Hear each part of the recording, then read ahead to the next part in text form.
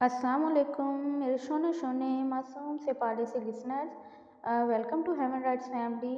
तो आज जो हमने नावल शुरू करना है उसका नाम है दिसंबर शहर है जाना बाय मोना शाह कुरैशी। दिसंबर की सर्द कोहरज़दा रात में फैलती वो बेहिस बनी बैठी थी। ठंडी हवा के झोंके उसके वजूद से लिपटकर उसे कपकपाने पर मजबूर कर रहे थे, मगर वो ढीठ बनी मसलूम मूरत अपनी जगह पर काबिज थी।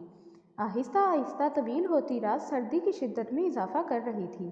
शाहमीर ने पर्दे खिसका कर जरा सा बाहर झांका तो स्याह शाल में लिपटा वजूद उसे चौंका गया। वो भाग कर लॉन में आया तो यकबस्ता हवा के ताज़ा झोंके ने उसका भरपूर इस्तकबाल किया। उसने खाइफ सी निगाह इस बेनियाज वजूद पर डाली और उसका बाजू थामकर उसे उठाने की कोशिश करने लगा। लब भेंचे वो सर्दी रोकने की नाकाम कोशिश में मुस्तगरक था, यकदम उस अफ्ताब पर बौखला गई। उसके ढीले पड़ते वजूद ने शाहमीर के लिए आसानी पैदा कर दी। एक झटके से उसके नाजुक बाजू पर गिरफ्त मजबूत की और खींचता हुआ उसके कमरे में ले आया। आपको प्रॉब्लम क्या है? आधी रात को भटकी हुई रूह की तरह लॉन में पाई जाती हैं और उस पर मुतज़ाद ठंड भी नहीं लगती है आपको। कमाल है, किस मिट्टी की बनी हैं आप, कुछ असर ही नहीं करता आप पर। उसका बाजू छोड़ते वो खफकी से बोला, प्रॉब्लम मुझे नहीं बल्कि तुम्हें है। जीने क्यों नहीं देते मुझे सुकून से? मैं क्या करती हूँ और क्या नहीं? मुझे सर्दी लगती है या गर्मी? ये तुम्हारा दर्द सर नहीं, मेरी जासूसी मत किया करो। वो चटक पड़ी, मेरा ही तो दर्द सर है dear wife, after after all शोहर हूँ आपका। वो रिलैक्स अंदाज में बोला तो शाहताज को पतंगे लग गए। ये बार बार मुझे ना जताया करो कि तुम शोहर हो, बिला वजह का हक ना जताया करो। मैं नहीं समझती तुम्हें अपना शोहर। आपके समझने या ना समझने से कोई फ़र्क नहीं पड़ता। जो रिश्ता आपका और मेरा है उसे कोई नहीं बदल सकता और ना ही उससे इनकार कर सकता है। इसीलिए आपका इनकार बिला जवाज़ है। वह संजीदगी से उसे भगोड़ देखते हुए बोला। सर्दी की वजह से उसकी नाक और गाल सुर्ख हो रहे थे। उस सुर्ख सफ़ेद हुस्न से निगाहें चुराते उसने पलट कर हीटर ऑन किया और कमरे से बाहर निकल गया। शाहताज महज सर झटक कर रह गई। पूरी हवेली में जश्न का सा समा था। मुलाजमीन में भगदड़ मची हुई थी। मेवे मिठाई के थाल सजाए जा रहे थे। वो हैरानी से चादर दुरुस्त करती पुजारों से बाहर निकली। माँ सदके जाए, मेरी धी रानी आई है। उसे गाड़ी से उतरता देखकर वो लपक कर उसके पास आई। अस्सलामु अलैकुम बड़ी अम्मी। वालेकुम अस्सलाम, जीती रहो। मोहब्बत से उसकी पेशानी पर बोसा देते हुए वो बोली और मुलाजमीन को सामान रखने का कहकर उसे लिए अंदर आ गई। छोटी अम्मी और फूफू से सलाम और प्यार लेने के बाद वो वहीं बैठ गई। कितने दिनों के लिए आई हो ताज बेटा? अम्मी ने पूछा। बस कुछ रोज़ के लिए आई हूँ, सेमेस्टर ख़त्म होने वाला है, एग्ज़ाम्स करीब हैं। वो मुस्कुरा कर बोली। अच्छा अच्छा, माशाल्लाह, अल्लाह कामयाब करे, आमीन। बाबा साईं कहाँ हैं बड़ी अम्मी? वो अपनी माँ को शुरू से ही बड़ी अम्मी और चची को छोटी अम्मी कहा करती थी। वो मर्दान खाने में हैं, मेहमान आ जा रहे हैं, वहीं मसरूफ़ हैं। तुम कुछ आराम कर लो कुछ देर, फिर मिल लेना और शाहमीर को मुबारकबाद भी दे देना। वो सर हिलाकर अपने कमरे में आ गई। कपड़े निकालकर फ्रेश होने के बाद वो सामान अलमारी में सेट कर रही थी कि दरवाज़ा नॉक हुआ। आ जाओ, मसरूफ़ से अंदाज में उसने कहा। अस्सलामु अलैकुम। अंदर दाखिल होते ही शाहमीर ने सलाम किया। वालेकुम अस्सलाम, कैसे हो शाहमीर? मुस्कुरा के जवाब देते उसने हैंगर अलमारी में रखा और उसे बैठने का इशारा किया। वो खुद भी उसके सामने बैठ गई। बहुत बहुत मुबारक हो, बहुत अच्छे नंबर लिए हैं तुमने, दिल खुश कर दिया। बदले में वो मुस्कुराया।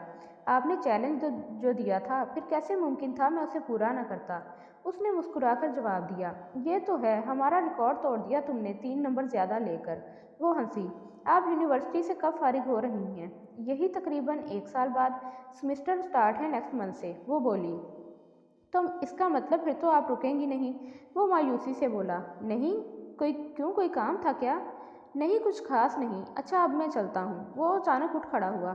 1 मिनट रुको। वो अलमारी में से कुछ गिफ्ट उठा लाई। ये तुम्हारे लिए मैंने गिफ्ट लिए थे। Oh thank you so much. क्या है इसमें? उसने इश्तियाक से पूछा। कुछ बुक्स हैं, तुम्हारे फेवरेट परफ्यूम भी हैं। Thanks again. Mention not. बस अब इस रिकॉर्ड को बरकरार रखना है तुमने। 8वीं का बोर्ड इतना टफ नहीं था, मगर 9th क्लास मुश्किल ज़रूर है।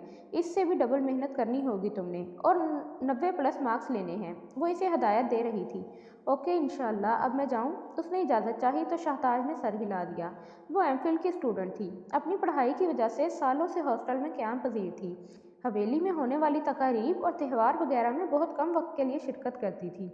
अब भी बड़ी अम्मी ने कॉल करके उसे शाहमीर के रिजल्ट का बताया था, तो वो बमुश्किल 3 छुट्टियां लेकर आई थी। शाम को सोकर उठी तो एक नई इतला उसकी मुंतजिर थी। उठ गई हो ताज? बड़ी अम्मी ने कमरे में आकर पूछा। जी। वो बालों को जूड़े की शक्ल में समेट रही थी। वो दरअसल तुम्हारे बाबा साईं बुला रहे हैं। वह हिचकिचा कर बोली। बड़ी अम्मी, सब ठीक तो है ना? परेशान क्यों हैं? वो उनकी शक्ल देखने लगी। तुम्हारे बाबा साईं चाहते हैं कि तुम्हारे वापस जाने से पहले तुम्हारा निकाह कर दें। उन्होंने अटक अटक कर बताया। शाहताज वर्ताए हैरत में डूब गई। निकाह? लेकिन किसके साथ? वो गूं कैफियत में बोली। शाहमीर के साथ। उसकी समातों पर बम फटा। उसे लगा था उसके वजूद की धज्जियां बिखर गई हों। काफ़ी देर तक वो बोलने की कुव्वत से महरूम ही रही थी। ये कैसे मुमकिन है? नहीं, ऐसा नहीं हो सकता। हरगिज़ नहीं। उसका सर नफ़ी में हिल रहा था। वो बच्चा है छोटा सा। भाई, मैंने उसे भाई समझा हमेशा।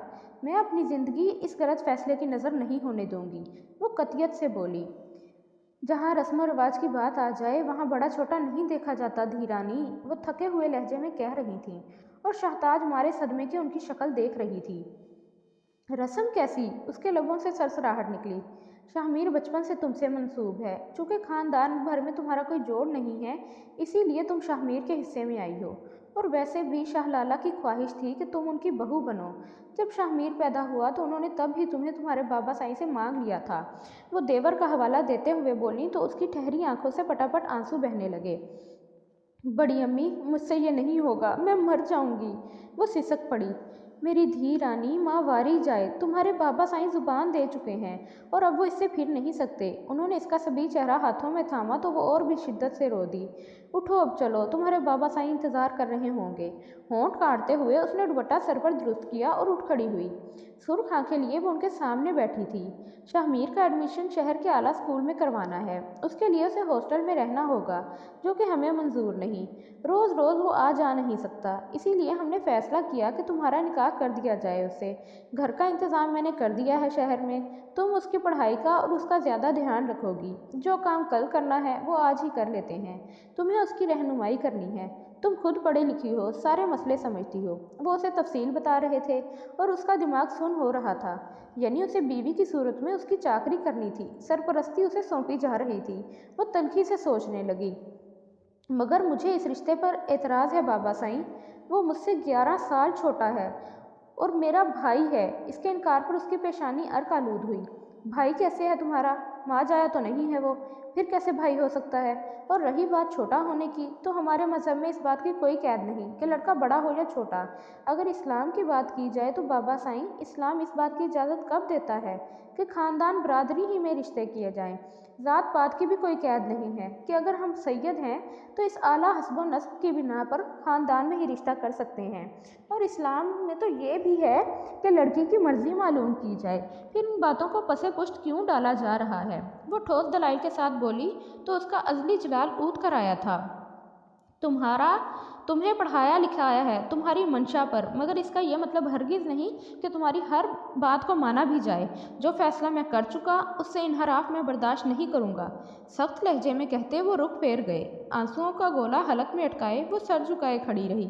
उन्होंने पलट कर अकलौती बेटी के नम चेहरे को देखा और आहिस्तगी से चलते हुए उसके पास आए। बेटा, हम सैयद हैं और ख़ानदान से बाहर शादी करना हमारी रवायात में शामिल नहीं। हमारी आने वाली नस्लों का सवाल है।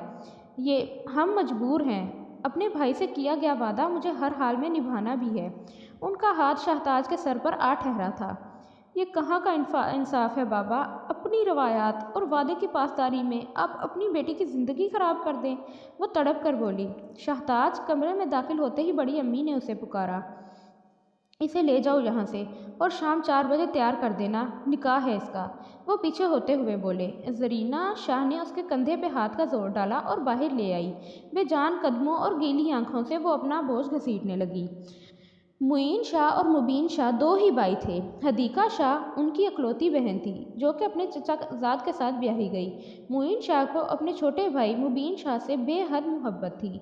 वो उम्र में उनसे कई साल बड़े थे। वालदैन की वफ़ात के बाद हवेली और जायदाद के स्याह और सफ़ेद के मालिक भी वही थे। भाइयों वाला प्यार और बाप की सी शफ़क़त उन्होंने मुबीन भाई उन्होंने मुबीन शाह को दी थी। मुइन शाह के 2 ही बच्चे थे, सकलैन शाह और शाहताज, जबकि मुबीन शाह का एक ही बेटा शाहमीर, जिसे मुइन शाह बेहद चाहता था। वो 8वीं जमात का तालिब इल्म था। इम्तिहान में कामयाबी के बाद इसे अब बेहतरीन तालीम के लिए शहर भेजना था।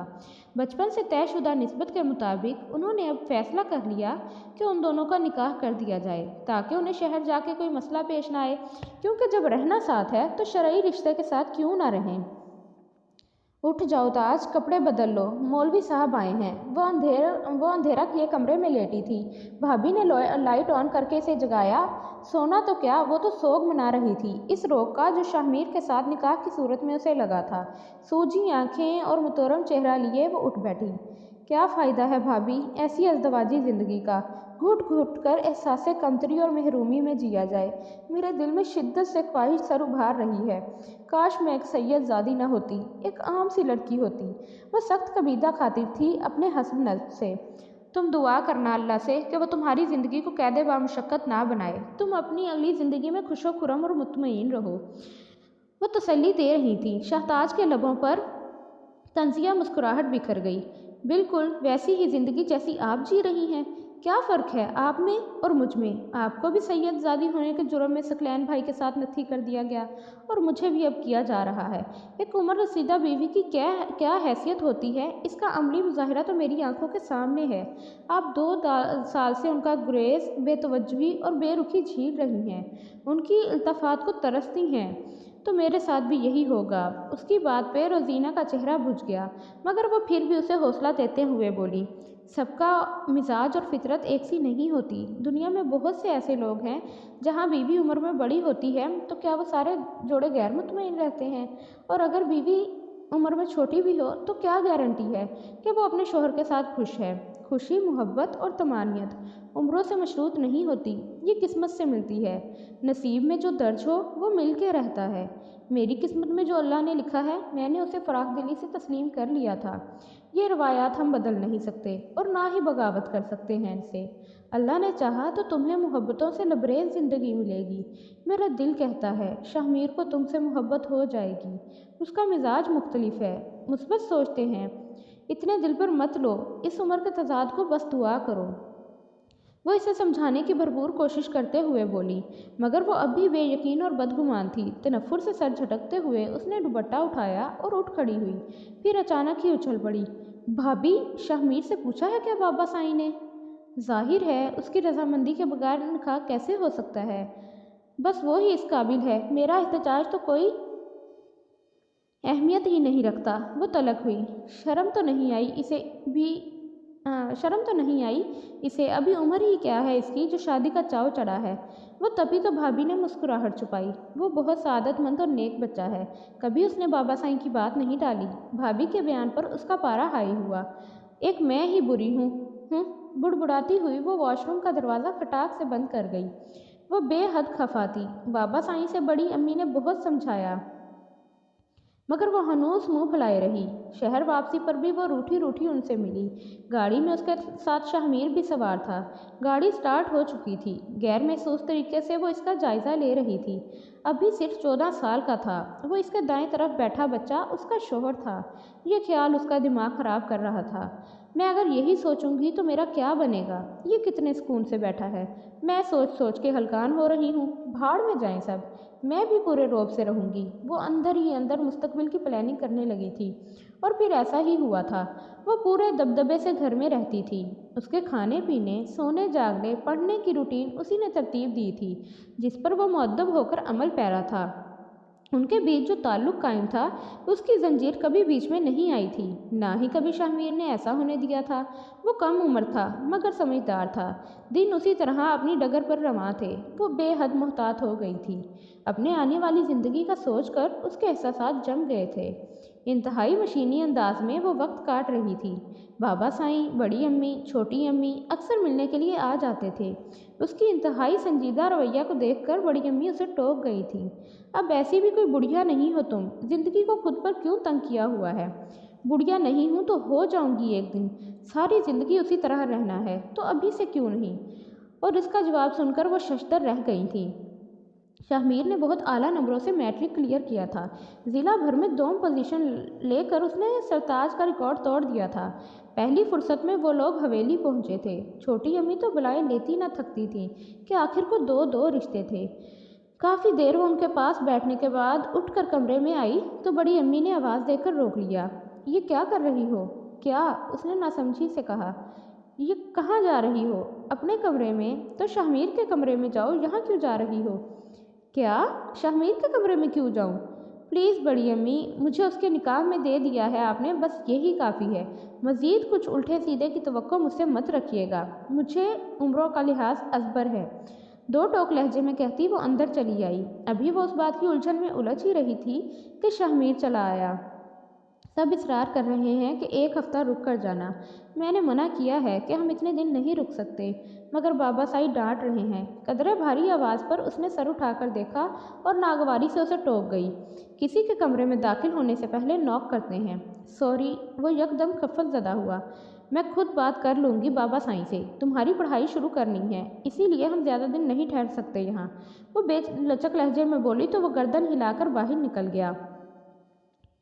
ठंडी सांस भर के वो बेड पर महवे इस्तराहत हो गई। आज यूनिवर्सिटी में सेमिनार है, मैं मामूल से ज़रा लेट हो जाऊंगा। जल्दी जल्दी नाश्ता करते हुए वो बोला। आराम से खाओ, उसने उसे टोका। इतने में उसका फ़ोन बजने लगा। टिशू से हाथ साफ करके उसने फ़ोन कान से लगाया। हेलो अफरोज़, बस निकल रहा हूँ। ओके, मैं तुम्हें पिक कर लूँगा, तुम तैयार रहो। फ़ोन बंद करके वो उठ खड़ा हुआ। अल्लाह हाफिज़। दोपहर के खाने पे मेरा इंतज़ार मत कीजिएगा, फ्रेंड्स गैदरिंग भी है। वो कहकर चला गया और पुरसोच अंदाज में शाहताज ने चाय का कप उठाकर लबों से लगा लिया। अफरोज़। नाश्ते से फारिग होकर उसने भाभी के नंबर पर फ़ोन मिला लिया। इधर उधर की बात करने के बाद उन्होंने शाहमीर का पूछा तो उसने उसके जाने का बता दिया। तुम्हें नज़र रखना पड़ेगी इस पर। जवान खून है, फिर खूबसूरत भी, और ऊपर से अमीर भी। ये ना हो कि उन्होंने जानबूझकर बात अधूरी छोड़ी। मेरी कोई जिम्मेदारी नहीं है, वो घर से बाहर जिससे भी मिले। मैं पाबंदी लगाने की अहल नहीं हूँ। मेरा काम घर तक का है, वो जाने और उसका हल्का अहबाब। वो बेपरवाही से गोया हुई। वो क्यों जाने? तुम बीवी हो उसकी, तुम्हारा हक है। तुम देखो वो किससे मिलता है और क्यों कर मिलता है। मैं क्यों देखूं? वो जिसे चाहे मर्जी मिले। रही बीवी की बात, तो आज तक सारी जिम्मेदारियां निभाई हैं, एक अच्छी खादमा की तरह। हमारे यहाँ बीवी के लिए यही इस्तेलाह इस्तेमाल की जाती है। वो तल्खी से बोली तो इनके मुंह से ठंडी आह निकल गई। तुम आज भी उसी पोजीशन पर, उसी सोच पर खड़ी हो जिस पर 8 साल पहले खड़ी थी। वो शौक से गोया हुई। जाहिर है एक बच्चे को लड़कपन से जवानी की तरफ धकेलते हुए सोच नहीं बदली जा सकती, और ना ही पोजीशन। कसूर तुम्हारा ही है, तुम्हें खुद ही दिलचस्पी नहीं। तुम आज तक शाहमीर को एक जिम्मेदारी की तरह निभाती आई हो। बीवी बनके तुमने कभी सोचा ही नहीं। उन्हें दुख हुआ था। मुझे ज़बरदस्ती की बीवी बनने का शौक़ नहीं। वो तपी हुई थी। भाभी ने थक हार के फ़ोन बंद कर दिया। उसका दिल और भी बोझल हो गया। वो इस वक्त मगरिब की नमाज की तैयारी कर रही थी जब गेट के बाहर ज़ोरदार हारन बजा। मुलाजमा ने भागकर दरवाज़ा खोला। बेहद थका हारा वो कमरे में दाखिल हुआ। प्याजी कलर के दुपट्टे को सर्द के गिर्द लपेटती वो इसके कमरे में नॉक करके चली आई। चाय लाऊं तुम्हारे लिए? नहीं, मूड नहीं है। आप प्लीज़ टैबलेट भिजवा दें सर दर्द की, मैं कुछ देर रेस्ट कर लूँ। वो कनपटियाँ दबाते हुए बोला। ओके। वो सर हिला के बाहर निकल आई। मुलाजमा को टैबलेट थमा के वो जाए नमाज बिछाने लगी। नमाज से फारिग होकर वो ड्राइंग रूम में बैठकर किताब पढ़ रही थी कि फ़ोन की बेल बज उठी। उसने कोफत से ज़रा फासले पर धरे फ़ोन को देखा और किताब का सफ़ा मोड़कर उठ खड़ी हुई। हेलो, अस्सलामुअलैकुम। दूसरी तरफ से आवाज़ आई। वालेकुम अस्सलाम। जी कौन? मुझे शाहमीर से बात करनी थी। दरअसल उनका सेल ऑफ है। मैंने कई बार ट्राई किया, फिर लैंडलाइन पर मिलाना पड़ा। शाहमीर तो इस वक्त सो रहा है। आप कौन हैं? इसने तजब्जुब से पूछा। अच्छा, वो जाग जाएं तो इन्हें कहिएगा कि मुझे कॉल कर ले। मैं अफरोज़ बात कर रही हूँ। उसने ये कहकर खटाक से फ़ोन रख दिया। ओह, उसने सीटी के अंदाज में होंठ स्क्वेड़े। अफरोज़। वो ज़ेरे लब नाम दोहराती वापस आ बैठी। किताब खोल तो ली मगर एक लफ्ज़ भी ना पढ़ा गया। उसने झिंझला कर किताब मेज़ पर पटकी और बाहर लॉन में निकलकर चक्कर लगाने लगी। ये क्या हो रहा है? सीने पे हाथ बांधे वो उसके मार्च पास्ट की तरफ इशारा करते हुए बोली। अफरोज़ का फ़ोन आया था, कॉल बैक कर लीजिएगा, उसका हुक्म था। वो उसकी बात को यकसर नज़रअंदाज करते हुए बोली। वो हंसी जब्त कर गया। ओह हाँ, उसने मुझे कहा भी था कि घर पहुंचकर अपनी तबीयत का बताना। मुझे याद ही नहीं रहा। आप एक मज़ेदार सी कॉफ़ी पहुंचा दें कमरे में। उसे यकदम याद आया। खाना नहीं खाना तुमने? नहीं, बिल्कुल भूख नहीं है। Coffee please. हाँ ओके। वो कॉफ़ी बनाने किचन में चल दी। 2 मग कॉफ़ी के ट्रे में रखने के बाद वो शाहमीर के कमरे में चली आई। उसने अभी बात करके फ़ोन बंद ही किया था और हल्की सी गुनगुनाहट उसके लबों पर थी। कौन है ये लड़की? उसने सोफे पर बैठते हुए पूछा। राहील है मेरा एक दोस्त, उसकी फ्रेंड है। तो उसकी फ्रेंड तुम्हें क्यों कॉल करती है? वैसे ही अगर किसी का हाल अहवाल पूछ लिया जाए तो इसमें क्या बुराई है? अच्छी लड़की है। वह नॉर्मल से अंदाज में बोला तो वह चुप हो गई। अगले रोज़ वो यूनिवर्सिटी नहीं गया तो वो खुद ही आ धमकी। ब्लू जीन्स पर पर्पल स्लीवलेस कुर्ती पहने, बिना दुपट्टे के गोल्डन बालों के साथ, डार्क लिपस्टिक लगाए वो हसीन मुजस्सिम का तासुर दे रही थी। शाहताज तो उसे देख के धक से रह गई थी। कितने इस्तेहकाक से वो बिना नॉक किए उसके कमरे में घुस गई थी। माय गॉड, तुम यहाँ रिलैक्स कर रहे हो और मैं तुम्हारा इंतज़ार करती अब यहाँ आ गई। वो धप से उसके करीब बेड पे बैठते हुए बोली। वो सीधा होकर उठ बैठा। कितनी सुस्ती फैलाई हुई है तुमने, उठो फ्रेश हो। आज सर अब्दुल रज़ाक का बहुत अहम लेक्चर है, हमें वो टॉपिक देंगे, उस पर रिसर्च करनी है। राहील बता रहा था। लेक्चर तो 10 बजे है, रिलैक्स होकर चलेंगे। कुछ लोग ही तुम? उसने पूछा। वो मज़े से बोली तो अंदर दाखिल होती शाहताज बल खा के रह गई। Hello, who is she? Shahmeer, वो शाहताज को देखकर बोली। She is my cousin. वो कदरे रुक कर गोया हुआ। Oh how sweet, very pretty. वो नाज से उसकी तरफ हाथ बढ़ाकर चहकी, जिसे शाहताज ने छूकर छोड़ दिया। नाश्ते में क्या लेंगे आप? वो मुरव्वतन पूछ रही थी, वरना दिल तो चाह रहा था कि हाथ पकड़ के बाहर निकाल दे। आज जो शाहमीर नाश्ता करेगा मैं भी वही करूँगी। मैं तो हैवी नाश्ता करता हूँ, तुम पराठा खा लोगी? उसने इस्तफसार किया। क्यों नहीं, एक दिन तुम्हारे लिए अपनी डाइटिंग रूटीन डिस्टर्ब करने में क्या हर्ज है? वो खिलखिलाई तो शाहमीर भी हंस दिया, जबकि शाहताज मुंह बनाती बाहर निकल गई। लफंगी, उसने दांत पे दांत जमा के उसे खिताब दिया था। अल्लाह माफ़ करे, अच्छा खासा बुरा खिताब दिया है भाई। उसने दांत जमा के उसे खिताब दिया और खटाक से चूल्हा ऑन कर दिया। पराठे बना के उसने आमलेट बनाया और चाय केतली में डालने लगी। तकरीबन थोड़ी देर बाद ही सारा नाश्ता सेट करके टेबल पर लगा दिया। जूस का जग निकाल के उसने बाहर से नाश्ता रेडी है की आवाज़ दे डाली। गालबन 5 मिनट बाद वो दोनों बाहर निकले और वो जल के खाक ही हो गई। क्या कर रही थी? ये कमरे में बाहर नहीं आ सकती थी। वो दिल ही दिल में बड़बड़ कर रही थी। ज़बरदस्त, क्या खुशबू है, वो बैठते हुए बोली और चाय कप में डालने लगी। बहुत रग़बत से वो नाश्ता कर रही थी। नाश्ते से फारिग होकर वो दोनों चले गए और पीछे वो सोचती रह गई। वो कपड़े बेड पे बिखेरे पैकिंग में मसरूफ़ था जब वो तनतनाती हुई कमरे में दाखिल हुई। किस किस्म की बेहया लड़की है, इतनी एजुकेटेड होकर भी तमीज़ मफकूद है। शाहमीर ने नज़रें उठाकर सवालिया अंदाज में उसे देखा। अफरोज़ की बात कर रही हैं? हाँ, अफरोज़ की बात कर रही हूँ मैं। किसी गैर महरम के कमरे में घुसकर इतनी बेतकल्लुफ़ी बरतना, ये कहाँ की तमीज़ है? तुम उसे मना नहीं कर सकते। आइंदा मुझे वो अपने घर में नज़र ना आए, उसने वार्निंग दी। ये उसका लाइफ स्टाइल है, मैं इस पर पाबंदी नहीं लगा सकता, वो जिस तरह भी रहे। दूसरी बात, मैं उसे मना भी नहीं कर सकता कि वो यहाँ ना आए। इतना बेमुरब्बत नहीं हूँ मैं। अगर आपको कोई प्रॉब्लम है तो आप उसे मना कर सकती हैं। वो सहूलत से कह के फिर से मसरूफ़ हो गया।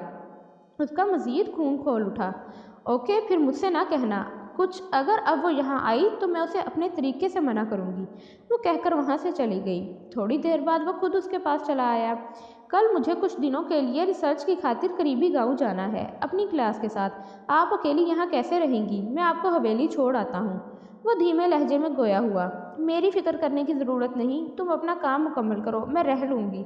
वो सपाट से अंदाज में बोली। सब याद कर रहे थे आपको। मेरी भाभी से बात हुई थी, अगर आप चक्कर लगा आएँ तो। उसने बात अधूरी छोड़ी मगर वो खामोश खड़ी रही। शाहताज, उसने पुकारा तो सर्द निगाहों से उसने उसे देखा। कितनी बेहिस निगाहें थीं। वो उलझ कर रह गया। खामोशी से किताब उठाए वो वर्कगर्दानी में मसरूफ़ हो गई थी, जिसका साफ मतलब था जो वो कह चुकी है उसी के मुताबिक काम होगा। वो भी चुपचाप वहाँ से चला आया था। उसके जाने के बाद उसने घर फ़ोन मिलाया। बाबा साईं से बात करने के बाद उसने घर आने की फरमाइश कर डाली थी। वो तो खिल ही उठे थे। फ़ौरन ड्राइवर को लेने भेजा था। हवेली पहुंचकर उसे बेहद सुकून मिला था। भतीजे को गोद में बिठाए वो कब से बैठी थी। उतार दो इसे, अब कब से चढ़ाए बैठी हो, थक जाओगी, भाभी प्यार से बोली। अरे नहीं भाभी, इतने दिन बाद अपने शहजादे से मिली हूँ, भला थकावट कैसी। वो उसके बाल बिखेरते हुए बोली। अच्छा खाना लग गया है, आकर खाना खा लो। बाबा साईं आ गए हैं? हाँ, बाबा साईं भी आ गए हैं और सकलैन भी, उन्होंने बताया। भाभी क्या आप खुश हो? मैं ये तो नहीं कहूँगी कि मेरा हमसफ़र मुझे बेहद चाहता है या मेरे लिए पागल है, मगर इतना ज़रूर है वो मुझसे मुतमईन है और मैं अपनी ज़िंदगी से। वो नपा तला सा जवाब देकर उसे उलझन में छोड़ गई। खाने पर सब मौजूद थे सिवाय शाहमीर के। दोनों फैमिलीज के तमाम नफूस मौजूद थे। एक चहल पहल का सा समा था। खुशबाश चेहरे। उसने तायराना निगाह सब पर डाली और मुस्कुरा दी। अल्हम्दुलिल्लाह, आज मैं बहुत खुश हूँ। कितने सालों बाद मेरी बेटी हमारे दरमियान अपनी ख्वाहिश पर मौजूद है। वो उसके मुस्कुराते चेहरे को देखकर बोले। जब से वो शहर गई थी शाहमीर के साथ, तब से लेकर आज तक वो कभी अपनी मर्ज़ी से हवेली नहीं आई थी। अब उसने खुद कॉल करके आने की फरमाइश की थी। बाबा साई की तो गोया ईद हो गई थी। जिस तरह सबके साथ हंस बोल रही थी, उन्हें लग रहा था उसकी नाराज़गी जो सालों पहले उनके फैसले की वजह से कायम थी, वो टूट रही है। छोटी अम्मी और भाभी ने मिलकर सब उसकी पसंदीदा डिशेस तैयार की थीं और अब उसे ज़बरदस्ती खिला रही थी। कितनी कम खुराक होकर रह गई है तुम्हारी, खाती पीती नहीं हो कुछ, बड़ी अम्मी टोकते हुए बोली। उसने खाने से जल्द ही हाथ खींच लिया था। और कितना खाऊं बड़ी अम्मी, इतना सब कुछ तो खाया है, बल्कि आज मैंने कुछ ज़्यादा ही खा लिया है, उसने हैरत से जवाब दिया। तभी तो इतनी सी जान लिए घूम रही हो, भाभी ने भी टुकड़ा लगाया। वैसे अच्छा ही है, उम्र चोर लगता है बंदा। उनकी इस बात पर वह संजीदगी से मुस्कुराई थी। दोपहर को जब वो सोने के लिए कमरे में गई तो शाहमीर की कॉल आ गई। मैं कब से कॉल कर रहा हूँ, रिसीव नहीं कर रही आप। मैं खाना खा रही हूँ। हवेली आने की बात उसने अब भी नहीं बताई थी। कैसी हैं आप? हाँ ठीक हूँ, मुझे नींद आ रही है, फिर बात करूँगी, अल्लाह हाफिज़, कहकर उसने मोबाइल साइलेंट पर लगा दिया और कंबल ओढ़कर लेट गई। इसलिए दिए अंदाज पर शाहमीर को गुस्सा तो बेहद आया, मगर वो कुछ ना कर सकता था। मोबाइल को घूर कर रह गया। आओ शाहमीर, बाहर घूमने चलते हैं। राहील बता रहा था ट्यूबवेल चल रहा है, मुझे देखना है। वो एक्साइटेड हो रही थी। जो तुम्हें बता रहा है उसी के साथ चली जाओ, मेरा कोई मूड नहीं है जाने का। क्या हुआ है, तुम इतने गुस्से में क्यों हो? वो इसके माथे पे बल देख के बोली। कुछ नहीं, जाओ यहाँ से। वो कुछ देर खड़ी रही, उसे देखती रही, फिर कंधे उचका के बाहर निकल गई। वो जितने दिन वहाँ रहा उसके रवैये पर उलझता रहा। चौथे दिन रात 8 बजे वो वापस घर आया तो गेट को ताला देखकर खोल उठा। फ़ौरन उसे फ़ोन मिलाया, जो नासाज तबीयत के बायस जल्दी सो गई थी। बोझल आवाज़ में बमुश्किल बोल पाई। घर के गेट पे लॉक क्यों लगा है? कहाँ हैं आप? वो यकदम बेजार हुई। मैं इस वक्त हवेली में हूँ, तुम्हारे पास चाबी है तो सही दूसरी, लोग खोल लो, वो बेजारियत से बोली। क्या? हवेली कब गई हैं आप? वो शॉक्ड हुआ। जिस दिन तुम गए थे रिसर्च के लिए, उसी शाम। और जब मैंने कहा था मैं हवेली छोड़ आता हूँ, तब क्या हुआ था? उस आरामदाह अंदाज पर उसे ताव आया।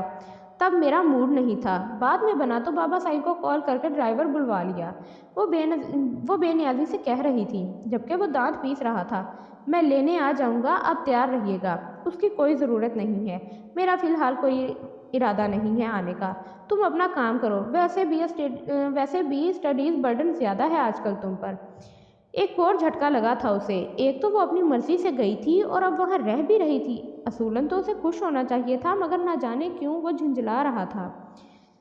मैं खाना कैसे पकाऊंगा? और बहुत से काम हैं मेरे घर के, और वो कौन करेगा?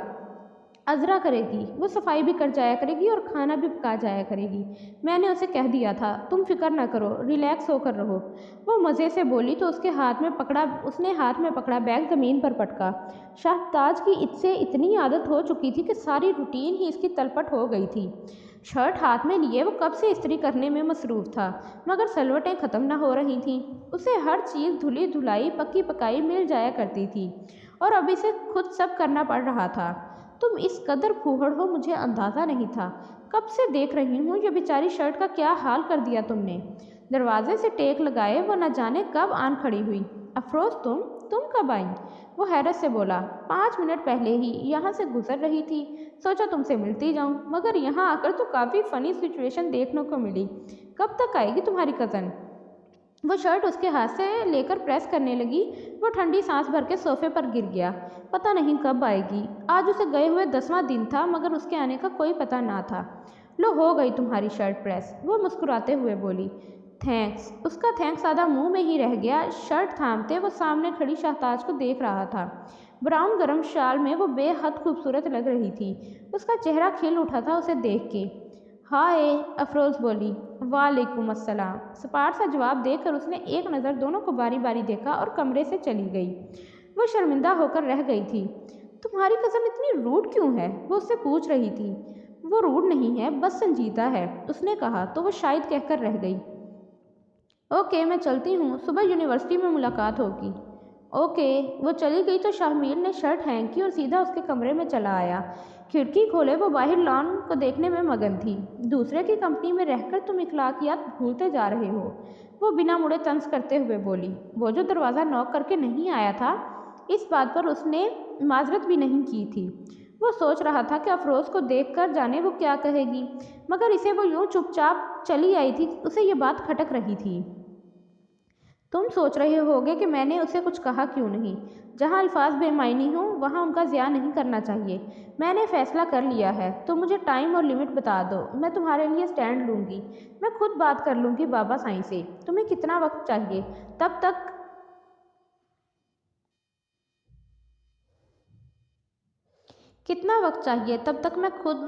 तक मैं कन्विंस कर लूँगी सबको।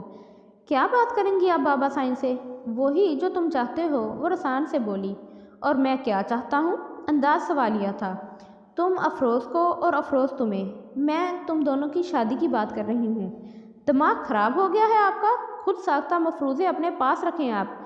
वो यकदम बिफरा। खुद साख्ता नहीं है, ये सब समझती हूँ मैं। इसका बार बार यहाँ आना और तुम्हारा मुतवज्जा होना, ये चूहे बिल्ली का खेल ड्रॉप करो। मैं तुम लोगों का साथ देने के लिए तैयार हूँ। ठहरे हुए लहजे में वो उससे मुखातिब थी। हाँ, बहुत समझदार हैं आप, तभी तो आपको सिर्फ अफरोज़ दिखाई देती है। मगर खैर ये बताएं, अपने लिए तो आप स्टैंड ले नहीं सकी, मेरे लिए कैसे लेंगी? रवायत बदली तो नहीं, वही है। तो फिर सैयदों की नस्ल कैसे ख़राब करने का सोच सकती हैं आप? उसने पूछा। तब बात और थी और अब वक्त और है। मैं ये सब कैसे करती हूँ ये मुझ पर छोड़ दो। मैं नहीं चाहती जैसे मेरी ज़िंदगी ख़राब हुई है वैसे तुम्हारी भी हो। इस फरसुदा रस्म की वजह से अपने जज्बात और ख्वाहिशों को रोंद चुकी हूँ, मगर इस मुश्किल से निकलना चाहती हूँ। जो तुम्हारी ख्वाहिश है उसे मैं पूरा करूँगी। अफरोज़ को तुम्हारी ज़िंदगी में लेकर आऊँगी। वो ढके छुपे अंदाज में उसे समझाने की कोशिश कर रही थी। वो गहरी मुस्कुराती निगाहों से उसे देख रहा था। उसने जूं ही उसकी तरफ देखने के लिए पलकें उठाईं, गड़बड़ाकर वापस झुका लीं। उसकी नज़रें अजब तासुर दे रही थीं। मगर मेरा इरादा नहीं है सैयदों की नस्ल ख़राब करने का। मैं चाहता हूँ मेरी नस्ल कम अज़ कम एक सैयदज़ादी से ही चले। आगे का देखा जाएगा। अपने बच्चों के लिए मिल के ये रवायत तोड़ देंगे। ये क्या रट लगाई है नस्ल ख़राब करने की? तुम पढ़े लिखे हो, तुम भी दकियानुसी सोच रखते हो। कबीले, नस्ल, ज़ात पात, रंगो रूप की जब बर्तरी इस्लाम ने नहीं रखी तो हम कौन होते हैं ये बर्तरी कायम करने वाले? वो गुस्से से बोली और वो दिलकशी से हंस दिया। मेरी बात नहीं समझी आप, ज़रा गौर करें, रिलैक्स होकर। वह यूं ही मुस्कुराते हुए बाहर निकल गया और जब उसने उसकी बात पर ध्यान दिया तो सारा खून चेहरे पर सिमट आया था। उसका अज़ली रौब और गुस्सा ऊद कर आया था। तनफन करती वो उसके कमरे में पहुंची। क्या बदतमीज़ी है ये? क्या बकवास की है तुमने? वो धाड़ी। अभी तो मैंने कुछ भी नहीं किया। कमाल है, आपको पता नहीं कौन सी बदतमीज़ी नज़र आ रही थी। तुम अपनी हद में रहो और नज़रें नीची करो अपनी। नज़रें नीची कर लूँगा तो आपको देखूँगा कैसे? वो मासूमियत से खोया हुआ। उसने झटके से उसे देखा। ये वही शामिर था, उसकी हर बात मानने वाला। उसने कभी इस रिश्ते का एहसास नहीं दिलाया, मगर आज वो सरतापा बदला हुआ लग रहा था। तुम्हें अंदाज़ा है तुम किस किस्म की गुफ्तगू कर रहे हो मुझसे? वो सदमे से बोली। हाँ, बिल्कुल अंदाज़ा है और मुकम्मल होशो खिर्द में मौजूद हूँ। उसने कदम उठाकर अपने और उसके दरमियान मौजूद फासले को कम किया। वो मज़ीद पीछे हटी थी। मैं नहीं चाहता था अपना आप अयां करना अभी, मगर आपकी इस बात और रवैये ने मुझे मजबूर कर दिया कि मैं ऐसा अंदाज़ अपनाऊँ। अफरोज़ कौन है जानती हैं आप? मेरी क्लास फेलो है। मेरी उससे ज़्यादा मेरी इससे ज़्यादा इसकी कोई मेरी नज़र में, यहाँ मेरी नज़र में लिखा होना चाहिए था लेकिन नहीं लिखा हुआ। सारा जुमला जो है ना उसकी वजह से ख़राब हो जाता है और वो पढ़ने वाले का फ़्लो ही टूट जाता है। अच्छा, मेरी नज़र में उससे ज़्यादा इसकी कोई वक़्त नहीं, और जिसकी अहमियत मेरी ज़िंदगी में सबसे ज़्यादा है वो इस वक्त मेरी नज़रों के ऐन सामने खड़ी मुझे गुस्से से घूर रही है। वो मज़े से बोला तो उसके हाथ पाँव ठंडे पड़ गए। अजीब एहसास कमतरी ने सर उभारा था। वो डूबते दिल के साथ वहाँ से चली गई और फिर सारी रात बेतहाशा रोते हुए गुजार दी। वो ऐसा नहीं चाहती थी, हरगिज़ नहीं चाहती थी, मगर दिलो दिमाग अजीब एहसास में घिरे हुए थे। एक वाज़ेह फ़र्क हायल था दोनों के बीच। वो इस फ़र्क को बखूबी महसूस कर रही थी। इसकी सुई 22 और 32 के बीच घूम रही थी। वो कम उम्र लड़का जिसे उसने खुद पाला था, बचपन में कितनी बार वो उसकी गोद में खेला था, और जब वो छोटा सा था 1 साल का, तब वो बमुश्किल इसे अपनी गोद में लिए घूमती थी। छोटी अम्मी के मना करने के बावजूद गोद में चढ़ा के रखती थी, बड़ी बहनों की तरह रोब डालती। थोड़ा बड़ा हुआ तो उसके स्कूल का होमवर्क वो खुद चेक करती थी, डांट कर पढ़ाती थी, और फिर लड़कपन से लेकर अब तक वो उसके साथ साई की तरह रही थी। कितना मुश्किल था पहले उसे भाई से शोहर के रूप में देखना। 8 साल पहले वो इस कुर्ब से गुजरी थी, और आज वो अपनी ज़िंदगी का एक ख़ास नुक्ते नज़र पर मरकूज़ कर चुकी थी, तो वह अपना हक मांगने चला आया था। उसने सोच लिया था वो इस बात पर समझौता नहीं करेगी, उसे इस हक से बरी ही रखेगी। ये तो वहमो गुमान में भी नहीं था कि वह यूं इसके सामने तन जाएगा। इसने तो इस रिश्ते को कभी महसूस ही नहीं किया था, ना महसूस होने दिया था। फिर वो क्यों ऐसा कर रहा था? उसका सर दर्द से फट रहा था। सोचों ने ऐसा शदीद असर डाला था कि वो सुबह उठने के काबिल भी ना रही। शदीद सर दर्द की वजह से बुखार ने आन घेरा था। उसने किचन में झांका तो वहाँ भी मौजूद नहीं थी। 7 बज चुके थे। वो नाश्ते के कोई आसार ना पाकर वो सीधा उसके कमरे में चला आया था। क्या बात है, आज भूख हड़ताल तो नहीं? 7 बज गए हैं, मुझे यूनिवर्सिटी जाना है। मगर वो टस से मस ना हुई। उसने पुकारा मगर जवाब न दारित। वो पास चला आया। वो आंखें मूंदे लेटी थी। उसने हाथ बढ़ाकर जूं ही गाल थपथपाया, एक गर्म सा शोला छू गया। उफ अल्लाह, इतना तेज़ बुखार! वो बुखला गया। इतनी सुबह तो कोई क्लिनिक भी नहीं खुला होगा। वो भागकर ठंडे पानी का बाउल भर लाया, मगर पट्टियाँ कैसे करे? फिर कुछ याद आने पर उसने अलमारी से अपना रुमाल निकाला और उसे पानी में डुबोकर पट्टियाँ करने लगा। उसकी मेहनत रंग लाई और वो नीम बेहोशी से होश में आने लगी। उसने पानी का बाउल टेबल पर रखा और बाहर निकल गया। ट्रे हाथ में लिए जब वो अंदर दाखिल हुआ तो वो बेदार हो चुकी थी। लो, ये नाश्ता कर लो, फिर टैबलेट ले लेना। वो स्लाइस उठाकर इस पर जैम लगाने लगा। उसने एक नज़र इसे और फिर घड़ी को देखा। बुखार था बहुत। मुझे ठंडी पानी की पट्टियाँ करनी पड़ी, क्योंकि इतनी सुबह तो डॉक्टर का मिलना मुमकिन ना था। आप नाश्ता करके दवा ले लें, फिर थोड़ी देर बाद डॉक्टर के पास चलते हैं, वो फिक्रमंदी से बोला। उसने उठने की कोशिश की तो शाहमीर ने उसके दोनों बाजू थाम कर सीधा करना चाहा था, मगर उसने बुरी तरह झटक दिए थे। डोंट टच मी अगेन, वो फुनकारी। नाश्ता करो। उसने जूस का गिलास उसकी तरफ बढ़ाया, मगर वो रुख फेर गई। ना तो मुझे नाश्ता करना है और ना ही कोई टैबलेट लेनी है। मेरी फ़िक्र में घुलने की ज़रूरत नहीं है तुम्हें, अच्छा? उसने अच्छा को ज़रा खींच कर अदा किया। मगर मैं तो यहाँ से नहीं जाने वाला जब तक आप ये दोनों काम नहीं कर लेंगी। अगर नहीं करेंगी तो अभी कॉल करता हूँ हवेली, सबको बताऊँगा आपको बुखार है और आप दवा भी नहीं ले रही। फिर तो आपको लेनी पड़ेगी और सब परेशान अलग होंगे। इसकी इस बात पर वह जब से होंठ बेंच गई। चलें करें अब नाश्ता। उसने पेचो-ताप खाते हुए दूध का गिलास थामा और चंद लुकमे जहर मार करते गोली खाई। वह एक झटके से कंबल खींचकर खुद पर तान लिया। शाहमीर के लबों पर मुस्कुराहट रेंग गई। उसने यूनिवर्सिटी जाने का इरादा तर्क किया और कपड़े चेंज करके अपने लिए नाश्ता बनाने लगा। 9 बजे के करीब वो डॉक्टर को घर पर ही ले आया था। कुछ मेडिसिन और रेस्ट का कहकर वो चले गए तो शाहमीर उसके पास आकर बोला। डॉक्टर जहनी टेंशन का बता रहे थे, जिस्मानी आराम से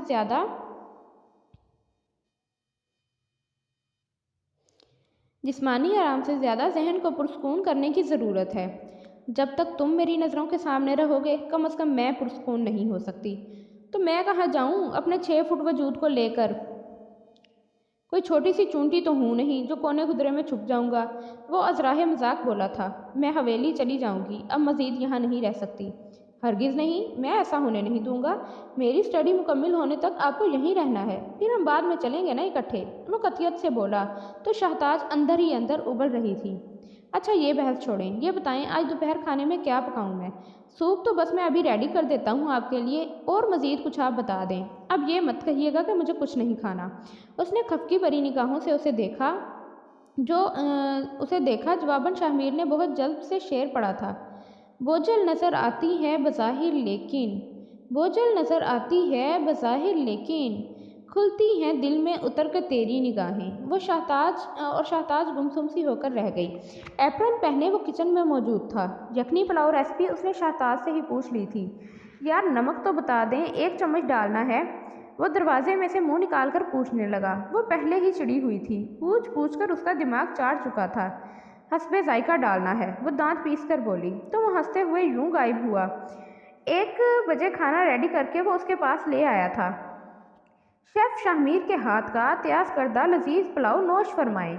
भूख तो पहले भी लग रही थी, अब खाना सामने देखकर वो हाथ ना रोक पाई। पुलाव वाकई मज़ेदार था। बुखार की वजह से उसके मुंह का जायका फीका हो रहा था। चटपटा पुलाव खाकर उसे कुछ अच्छा महसूस हुआ। खाना खाने के बाद उसने चाय का पूछा तो वो मना कर गई, मगर थोड़ी देर बाद उसे चाय की तलब महसूस हुई तो वो खुद ही कमरे से बाहर निकल आई।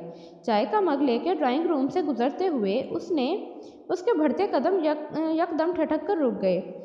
भाभी मैं बहुत परेशान हूँ। वो मानने को तैयार ही नहीं है मेरी फीलिंग्स को। मैं नहीं चाहता और अब मज़ीद सरवाइव करे मेरे लिए। इतने साल उन्होंने मेरे लिए खिदमत करते गुजार दिए। आखिर वो भी इंसान है, ज़िंदगी के रंगों पर उनका भी हक है। वह फ़ोन पर भाभी से उसे डिस्कस कर रहा था। उसका मतलब है यह भाभी और उसकी मिली भगत है। वो ख़राब दिल लिए कमरे में चली आई। चाय पीने को दिल ही ना किया, ना ही नींद मेहरबान हुई। थोड़ी देर में उसका फ़ोन बजने लगा। भाभी की कॉल आ रही थी। उसका मूड नहीं था अटेंड करने का। फ़ोन बज कर बंद हो गया और फिर से बजना शुरू हो गया। उसने कोफ्त से यस का बटन पुश कर दिया। अस्सलाम वालेकुम। वालेकुम अस्सलाम। कैसी हो ताज? ठीक हूँ मैं। आवाज़ कुछ ठीक नहीं लग रही तुम्हारी। आवाज़ से क्या होता है? वो बेजारियत से बोली। कुछ हो ना हो, कम अज़ कम तबीयत का तो पता लग ही जाता है। वो कुछ ना बोली। क्या हुआ, चुप क्यों हो गई? उन्होंने पूछा। सोच रही हूँ भरोसा टूटने की तकलीफ़ का आलम क्या होता है। क्या मतलब, क्या कहना चाह रही हो तुम? कुछ नहीं। शाहरेज़ कैसा है? उसे कहना फूफो बहुत याद करती हैं तुम्हें। शाहरेज़ ठीक है, तुम जो कह रही थी उसका मतलब क्या है? वो उलझ रही थी। उसका मतलब अब खुद से पूछे, आपको पता चल जाएगा। शाहताज जो भी है खुलकर कहो, घुमाओ फिराओ मत। भाभी मुझे अंदाज़ा भी नहीं था शाहमीर के उस रवैये के पीछे आपका हाथ होगा। आप उसे उकसा रही हैं कि वो मुझे मेरा हक दे। वो जब्त तोड़ते हुए बोली। वो कोई छोटा बच्चा नहीं है जो मेरे कहे में आ जाए। मैं सिर्फ उसे सपोर्ट कर रही हूँ क्योंकि मैं तुम दोनों को इकट्ठा देखने चाहती हूँ। वो फ़ौरन क्लियर करते हुए बोली। इकट्ठे इकट्ठे क्या इकट्ठे? कौन से इकट्ठे रहने की बात कर रही हैं आप? मर चुका है मेरा दिल और एहसास। समझौते का घूंट भर चुकी हूँ मैं। अब मुझे मेरे हाल पर छोड़ दिया जाए, किसी की हमदर्दी नहीं चाहिए मुझे। वो कतियत से कह के कॉल डिस्कनेक्ट कर गई। उसने सोचा क्या था और हो क्या रहा था। अफरोज़ का किरदार तो बस शाहताज को जलाने के लिए था। वो उसे प्रोटोकॉल दे ही इसलिए रहा था कि वो देखना चाहता था उसका रद्द-ए-अमल क्या होगा। जब शाहताज ने भाभी को अफरोज़ की बाबत बताया तब ही उन्होंने कॉल करके शाहमीर के कान खींचे थे और उसने क्लियर किया था इन्हें। यह तजवीज़ भी भाभी ही की थी कि थोड़ी तवज्जो अगर वो अफरोज़ पर मरकूज़ कर दे तो शाहताज का रिएक्शन मालूम हो जाएगा। पहले पहल तो उसके तासुरात देखकर शाहमीर को बहुत मज़ा आया था। वो जलती भुनती उसे वार्न करने आई थी। तब उन्हें लगा था कि उसे हैंडल करना आसान है, मगर दूसरी बार उसके बयान पर उसे धचका लगा था। वो तो इसे उसके साथ नत्थी करने के चक्करों में थी। तब उसकी गलतफहमी को दूर करने के लिए उसने वो रवैया अपनाया जो वो चाहता था। सिर्फ उसके गुस्से की वजह से वो खामोश था। बचपन की अटैचमेंट तो रिश्ता बदलते ही गहरी उनसियत में बदल गई थी, मगर उसने कमाल महारत से अपने जज्बों को छुपाए रखा, वरना वो उससे गाफिल न था। उसके उठने बैठने, रोने चलने फिरने तक का अंदाज उसे असबर था। वो जानता था जब वो अपने जज्बे आश्कार करेगा तो वो भड़केगी, और ऐसा ही हुआ था। उसे बहुत मुश्किल लग रहा था ये पहाड़ सर करना, मगर वो पीछे हटने वालों में से ना था। राहील की शादी का कार्ड आया था और इसका पूरा इरादा था कि वो शाहताज को साथ लेकर जाएगा, मगर वो मान के नहीं दे रही थी। उसने राहील को कहा था कि वो खुद बात करे उससे। उसके इसरार पे उसे मजबूरन मानना पड़ा था, और वो फिर सिर्फ बारात का फंक्शन अटेंड करने की हामी भर गई थी। टी पिंक कलर की लॉन्ग फ्रॉक पहने, जूड़ा स्टाइल बनाए, वो बेइंतहा डिसेंट और खूबसूरत लग रही थी। हल्की सी मैचिंग लिपस्टिक उसे नज़र लगाने की हद तक हसीन बना रही थी। दुपट्टा सर पर लेकर उसने रवायती शाल कंधों पर डाल ली थी। शरबती आंखें बिना किसी संघार के ही गजब ढा रही थीं। फिर भी उसने काजल उठाकर एक गहरी लकीर आंखों में सजा ली थी। Ash grey three piece suit में लंबे सरापे के साथ वो डैशिंग की इस्तेलाह पर पूरा उतर रहा था। उसने बुलाने के लिए जूं ही दरवाज़ा खोला, वो आगे एक कदम भी न बढ़ पाया। यकटिक उसे तकते हुए पूरा दरवाज़ा खोलना भी वो भूल गया। मोबाइल हाथ में लिए वो जूं ही सीधी हुई तो टिकटकी बांधकर उसे घूरते शाहमीर पर नज़र पड़ गई। उसके माथे पर बल पड़ गए। घूरना बंद करो, अपनी लिमिट्स याद रखा करो। मैं अपनी लिमिट्स में ही हूँ, वरना आप मेरे हक का 1% भी बर्दाश्त ना कर सके। मायनी के इस बात पर वो गुस्से से सर झटक गई। रास्ते से हटो और जाने की तैयारी करो। ठहर जाएं कुछ देर, अभी कुछ टाइम बाकी है। वह हनूज इसी अंदाज में गोया हुआ। नज़रें उसके तवाफ में मसरूफ़ अमल थीं। वो अंदर ही अंदर सिमट रही थी, मगर बाहर से ऐसा कुछ जाहिर नहीं करना चाहती थी। सो उसी सर्द अंदाज में उसके सामने आन खड़ी हुई। तुम्हें ठहरना है, तुम ठहरो, मगर मुझे बाहर का रास्ता दो, बाहर जाना है। इकट्ठे चलेंगे ना, सिर्फ चंद मिनट। इल्तिजाइया अल्फाज थे। अगर डिस्टर्ब करोगे तो मैं कहीं नहीं जाऊंगी। बहुत ज़िद्दी हैं आप, कभी मेरी भी मान लिया करें। मैं सिर्फ सही बातें मानती हूँ, गलत बातों को मानना मेरी आदत नहीं। ओके, वो फ़ौरन संजीदा हुआ। वो नरमी से सारा मामला निपटाना चाहता था, इसीलिए खामोशी इख्तियार कर गया। बरसों का गुबार था, आहिस्ता आहिस्ता धुलेगा। चाबियाँ उठाकर वो बाहर आया और उसे फ्रंट सीट पर मौजूद देखकर मुस्कुराहट लबों पर दर आई। उसने गाड़ी स्टार्ट की और उसकी लाताल्लुकी को नज़र भर के देखा। गर्दन मोड़े वो बेपरवाही की हद पर थी। उसने म्यूज़िक ऑन कर दिया। गुलाबी आंखें जो तेरी देखी, ये क्या बेहूदगी है। उसने एक झटके से म्यूज़िक ऑफ किया। इसमें बेहूदगी क्या है, गाना ही तो है, वो मोड़ काटते हुए बोला। तुम्हें अच्छे से ये बात अजबर है कि मुझे नहीं पसंद ये हरकतें, मगर फिर भी जानबूझ के वही करते हो। वो सख्ती से बोली। उफ, वो खफगी से बस इतना ही बोल पाया। वहाँ पहुंचकर इसका टकराव सबसे पहले अफरोज से हुआ। शाहमीर को देखकर उसने जिस वारफगी का मुजाहरा किया था, शाहताज बस देखती रह गई। वो इसकी एक एक अदा नोट कर रही थी। हेलो हाय करके वो कॉर्नर पर सजी कुर्सियों पर आकर बैठ गई। वहाँ शाहमीर के कई क्लास फेलोज और फ्रेंड्स आए थे। मेल फीमेल मिक्स गैदरिंग देखकर वो उलझ रही थी, क्योंकि लड़कियों की ड्रेसिंग और हरकतें कुछ ज़्यादा ही बेबाक थीं। ये पढ़ी लिखी लड़कियां थीं। वो दिल ही दिल में तंज कर रही थी। तालीम तहजीब सिखाती है, मगर यहाँ तो अदब आदाब ही मफकूद थे। थोड़ी देर बाद शाहमीर फ्रेंड्स के साथ उधर ही चला आया था। उसने शाहताज का उनसे तारुफ करवाया था। वो खड़ी होकर लड़कियों से मिली थी। उन सब की नज़रों में इसके लिए 27 थी। आप क्या करती हैं? आई मीन स्टडी वगैरह कुछ? उनमें से एक ने सवाल किया। मैंने एमफिल किया है और अब ये हाउस वाइफ है। शाहमीर ने उसका जुमला बीच में से उचक लिया। क्या ये मैरिड है? लगता तो नहीं है। शोहर कहाँ होते हैं आपके? अफरोज बरताए हैरत में डुबकियाँ खाते पूछ रही थी। शोहर यहाँ पाए जाते हैं इनके। उसने पास खड़े शाहताज को एक बाजू के हसार में लेकर खुद से लगाया। इतनी गुर्बत पर वह सुलग के रह गई, जबकि शाहमीर के होंठों पर दिल आवेज मुस्कान सज गई। वो इस हसार में ज़रा किस्मत आई। अरे वाह यार, क्या कपल है, कमाल है, बहुत बड़ा घुन्ना मीसना है तू। और घुन्ना मीसना है तू तो और क्या हद है। इतनी खूबसूरत वाइफ बगल में दबाए घूम रहे हैं मौसूफ, और मजाल है जो कभी भनक भी लगने दी हो। उसके दो जुमले कस रहे थे और खुशी का इजहार कर रहे थे। बजज अफरोज वो ऐसे खड़ी थी जैसे क्लास में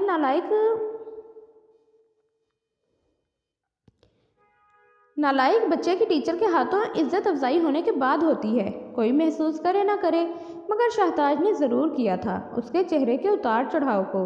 वो वहाँ रुकी नहीं थी, चली गई थी। वो सब अब राहील को बताने लगे थे। इसकी ये बात बेहद शॉकिंग न्यूज़ थी। वो तो सुन के गोया सकते में ही आ गया था। यानी शहताज भाभी हैं हमारी? कसम से यार, ये तो मेरे दिल की बात हो गई। तुम्हारा कपल मुझे रोज़े अव्वल से बहुत पसंद था। वो अपने दिल की बात कर रहा था। यार ट्रीट तो बनती है, ज़बरदस्त सी, वो भी भाभी के हाथ के मज़ेदार से लंच की। सबने उसकी तायद की। वो अंदर ही अंदर खाइफ हो रही थी। सब वीआईपी प्रोटोकॉल दे रहे थे। छेड़छाड़, हंसी शरारत में कब वक्त गुजरा पता ही न चला। राहील की बहनों से उसकी अच्छी खासी बातचीत हुई थी। वापसी पर वो गाड़ी में बैठते ही फट पड़ी। मेरे मना करने के बावजूद तुमने वो ही किया जो तुम्हारा दिल किया। क्या ज़रूरत थी ऐलान करने की? कितनी बेइज्जती फेल कर रही हूँ मैं, तुम्हें अंदाज़ा भी नहीं है। बस अपनी पड़ी रहती है। मेरा बस चले तो मैं इश्तहार लगवा दूँ इस बात के। आप ऐलान को रो रही हैं। वो दू बदू बोला तो उसने खा जाने वाली नज़रों से उसे देखा। जवाबन वो गहरी मुस्कुराहट उस पर उछाल गया। कॉल करके अपनी सो कॉल फ्रेंड का हाल चाल भी पूछ लेना। कौन सी फ्रेंड? एक ही तो फ्रेंड है, क्लोज वाली अफरोज़। वो क्लोज पर जोर देते हुए बोली। क्यों, उसे क्या हुआ? उसने पूछा। ये तो मुझे नहीं मालूम, अलबत्ता तुम्हारा ऐलान सुनकर वो गैर हाजिर ज़रूर हो गई थी। जाहिर है धचका तो लगना था, तुमने खबर ही ऐसी नशर की थी। वो बर्दाश्त ही न कर पाई। क्यों मुश्किल में डाल रहे हो इसको भी और ख़ुद को भी? ख़त्म करो ये ड्रामा, फीलिंग्स और ज़िंदगी को सही राह पे लाओ। वो उसे सुना रही थी। क्या मतलब ड्रामा? आप मेरी फीलिंग्स को ड्रामा कह रही हैं? उसका पाँव ब्रेक पर जा पड़ा। हाँ तो इसमें झूठी क्या है? उसने बेनियाजी से कहा। सच भी नहीं है। मेरे खलूस को ड्रामा कहने का आपको कोई हक नहीं पहुंचता। और अफरोज़ क्या फील करती है क्या नहीं, ये मेरा हेडिक नहीं है। क्यों, तुम्हारा हेडिक क्यों नहीं है? जितने इत्तेफाक से तुम मिलते हो उससे जाहिर तो यही होता है। और वैसे भी परफेक्ट मैच है, वक्त ज़ाया मत करो। वो संजीदा थी, शहमीर खाइफ था। मैं पहले ही आपको क्लियर कर चुका हूँ कि वो मेरी सिर्फ अच्छी क्लासमेट है, नथिंग मोर। मगर वो कुछ न बोली। शॉल संभालती गाड़ी का दरवाज़ा खोलकर निकल आई। वो उसके पीछे चला आया। आप आखिर मान क्यों नहीं लेती कि मेरी ज़िंदगी में दाखिल होने वाली आप मेरी अखलौती महबूबा हैं? तमीज़ मलहूज़े खातिर रखो शाहमीर, तुम अभी बच्चे हो, तुम ऐसी बातें ज़ेब नहीं देती। वो नागवारी से उसे टोक गई। बच्चा नहीं हूँ मैं। इस गलत फहमी के तोक को आप बाहर करें। उम्रों के फ़र्क को आपने इतना बड़ा मसला बना लिया है। वो तड़प के बोला। मेरी ज़िंदगी को दुख में मत धकेलो। उसकी आवाज़ में नमी थी। मैं तो आपकी ज़िंदगी को गुलजार बनाना चाहता हूँ। मुझे समझ में नहीं आता मैं ऐसा क्या करूँ जिससे आपको यकीन आ जाए। वो बेबसी से बोला। उसकी आंखों में आंसू टपाटप बहने लगे। रोया मत करें। क्यों? वो तनक कर बोली। फिर मेरे देखने पर आप कहेंगी कि मजनू लगता है। वो शरारत से लब दबाकर बोला तो उसकी आंखों के इर्तिका से जिच होकर उसने गश्त शहादत का रुख दरवाजे की जानिब किया, जिसका साफ मतलब यह था कि निकल जाओ यहाँ से। तुझको अपना ना बनाया तो मेरा नाम नहीं। वो ज़ेरे लब बड़बड़ाता बाहर निकल गया और पीछे वो चकराते सर को थाम कर बैठ गई। वो नहीं जान पा रही थी वो रो क्यों रही है, मगर फिर भी रो रही थी। बावजूद कोशिश के वो गर्म स्याल को बहने से रोक नहीं पा रही थी। दिसंबर की पहली बारिश ठंड में इजाफा कर रही थी। सुरमई बादलों से लिपटा आसमान और यकबस्ता हवा के झोंके खुनकी बढ़ा रहे थे। शाम का मंजर दिलकश तरीन हो गया था। वो कब से टेरेस पर खड़ी बारिश को देख रही थी।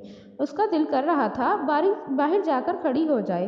अंदर के ज्वार भाटे की तपिश उसे सरतापा लपेट में लिए हुए थी। रात भी जब वो देर तक बाहर लॉन में बैठी रही थी तब शाहमीर उसे खींच के अंदर ले आया था। अब फिर भीगने की ख्वाहिश सर उभार रही थी। दिसंबर में न जाने क्यों उदासी घिर घिर कर आती है। उसे हमेशा से दिसंबर की शामें अट्रैक्ट करती थी। सर्दियां हमेशा से उसकी फेवरेट रही थी और ख़ास कर दिसंबर का कहर ज़दा माहौल, भीगी भीगी सुबह, धुंधली शामें अजब सोग में रची लगती थी। और अब वो जिस मसे का शिकार थी, ऐसे में हर चीज़ अफसुर्दा नज़र आ रही थी। उसने बेख्तियारी में थोड़ा आगे होकर दोनों हथेलियां फैला दी। यक पानी के कतरे अंदर तक सुकून उतार गए। उसका चेहरा भी फुआर से गीला हो गया। थोड़ी देर बाद जब उसकी कपकपी छूटी तो एहसास हुआ कि ठंड बढ़ गई है। होंठ भींचती वो जैसे ही पलटी शाहमीर से टकरा गई। अपनी तीमारदारी करवाने का ज़्यादा ही शौक़ है आपको। उसे दोनों बाजुओं से थामते वो तन से गोया हुआ। वो एकदम सटपटाई, फिर संभल गई। उसने जूं ही उंगली बढ़ाकर चेहरे के पानी को छूना चाहा, वो झटके से दूर हो गई। यहाँ किसी फिल्म का चीप सीन शूट नहीं हो रहा। दांत पीसते वो तड़की। हा, इसका छत फाड़ कहकहा बुलंद हुआ। फिल्म तो है मगर रूखी फीकी सी। उसने सर झटका। सारी चर्सी गीली हो गई है, जाकर कपड़े बदल ले। ये ना हो कि आज रात आप मेरे रहमो करम पर हों, फिर मुझसे क्या बैत कब जब्त भूल जाऊं, क्योंकि आपके ख्याल में बहुत बदतमीज़ हूँ और बदतमीज़ों से कोई भी तवक्को की जा सकती है। इसका इशारा उसके बीमार होने पर था। मायनी खेजी से हंसता वो इस पल उसे जहर लगा। पाँव पटकती वो वॉक आउट कर गई। वो इस वक्त नींद में थी जब धड़ाधड़ दरवाज़ा बजने की आवाज़ आई। अधखुली आंखों से गिरती पड़ती वो मुश्किल दरवाजे तक पहुंची। दरवाज़ा खोलते ही उसका हाथ किसी ने थामा था। वो उसी के सहारे चलती गई थी। घुपन देरे में उसने उसे ला खड़ा किया था। आंखें फाड़ फाड़ के देखती वो और भी ज़्यादा चकराने लगी। नींद में उसे कुछ समझ ना आ रहा था कि क्या हो रहा है। अचानक कमरा रोशन हुआ था तो उसकी आंखें खुली थीं। इंतहाई खूबसूरत चॉकलेट केक पर उसका नाम सजा था और केक पर जलती मोमबत्तियां रोशन हो रही थीं। Happy birthday to you. वो उसने अपने शानों पर नरम सा दबाव महसूस किया था। सरगोशी में ढली आवाज़ यकबार की उसकी धड़कनें मुंतशिर कर गई थी। वो जहाँ की तहाँ खड़ी रही। उसने यूं ही उसके पीछे खड़े होकर हसार बांधते एक हाथ से उसका हाथ थामा और छुरी पकड़ा दी। वह कानकी अंदाज में केक पर छुरी चली और एक बार फिर उसकी सरगोशी उभरी थी। 27 दिसंबर जितना हसीन दिन कोई हो ही नहीं सकता। उस दिन मेरी मोहसन, मेरी जीस्त और मेरी रहनुमा इस कायनात में जलवा अफरोज हुई। 12:01 पे वो इसे कमरे से लाया था। अब 12:05 हो गए थे। अब आप खिलाएंगी या ये जहमत भी मैं ही करूं? उसकी आवाज़ गूंजी तो वो होश में आई। खामोशी से केक का टुकड़ा निकाल कर उसने हाथ में लिया। अब कश्मकश में थी कि मुंह में कैसे दे। ये उलझन भी शाहमीर ने ख़त्म की। खुद ही झुककर उसने उसका हाथ आगे किया और अपने मुंह में केक का पीस रख लिया। फिर इसी पीस को उसके मुंह में दिया। उसने पास पड़ा टिशू उठा लिया। गिफ्ट नहीं लेंगी अपना? शाहताज ने एक लम्हे उसे देखा और फिर नज़रें फेर लीं। कम अज़ कम आज तो खफगी ख़त्म कर दें। इस रिश्ते के अलावा भी हमारे 2 रिश्ते हैं। मैं कज़न हूँ आपका और दोस्त भी। वो उसके संजीदा तासुरात को देखते हुए बोला, अगर यही 2 रिश्ते हमारे बीच रहते तो बहुत अच्छा होता। तीसरे रिश्ते की गुंजाइश बाबा साईं ने निकाली थी और इसे निभाना हमने है। वो भी उसके अंदाज में बोला, निभा तो रहे हैं हम, और कैसे निभाते हैं? इससे ज़्यादा की तवक्को सिवाय हमाकत के और कुछ नहीं। वो हाथ बांधते हुए बोली, हाँ, दुनिया में जितने भी इज़्दिवाजी रिश्ते हैं सिवाय हमारे अहमक हैं और अहमकों की ज़िंदगी गुजार रहे हैं। उसने तंज किया, उनकी बात और है। क्यों?